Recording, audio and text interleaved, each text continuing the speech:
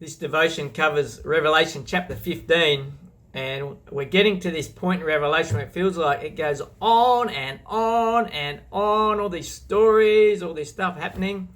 And again, it's just a reminder to us that this style of writing, this style of literature, to us it's unfamiliar. It's called apocalyptic writing, full of symbols, full of visions, full of dreams. We're just not used to that. And a part of apocalyptic writing is when they're recounting events, it's not always linear, but it's cyclical. In other words, they go through a whole series and they come back to the beginning again and talk about the same stuff again, and it goes around and around. And we're not used to that. We're like, we start here, we go through, then we get to the end point, we get to the conclusion. So we're not used to that. And this is what we're kind of in the middle of now. This particular section is this whole idea of God is in his wrath is finally bringing judgment. Good news to them, scary for us, but he's bringing judgment. And the timing is very much then, in their time, God is acting. In our time, in the future, God brings his final judgment. And this chapter particularly is really getting towards the end.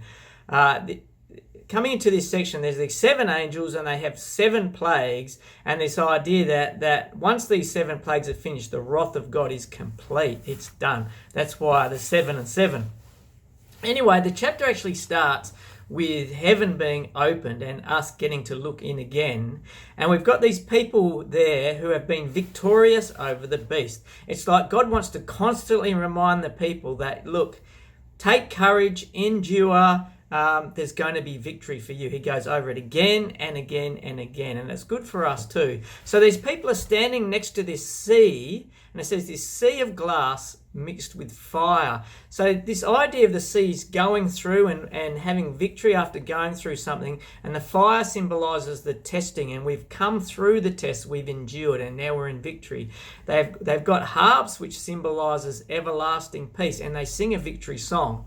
And the victory song says, it's worth looking at the content of all these songs. We haven't done much of that, but they say it's the song of Moses and the Lamb. In other words, the old and the new covenant, the whole story of God with his people is all agreeing and coming to fulfillment. And one little part in the song that says, just and true are your ways, King of the nations. God's ways are just and true. And then it says, then heaven is open and the wrath is all about to unfold. But what we see in heaven is the temple, but it's the old tabernacle temple. It's this idea of the covenant law. That's what it says there, is being opened up to us. That's what we see. And this whole idea that sin is a reality, and there's sin is about ignoring God's ways, and there's a consequence for sin. And that's what this chapter is about. Then the angels come forward. They receive these bowls filled with wrath. And it just simply ends to say the temple is filled with smoke because of the glory of God and his power. This is an Old Testament picture of God present in a real way in his temple. And it says no one could enter, which again is a bit of an Old Testament story, until the wrath was finished. Here is God in his temple bringing out judgment. He is a God of truth. True and just are his ways, and he's enacting his ways in this story. So enjoy the chapter.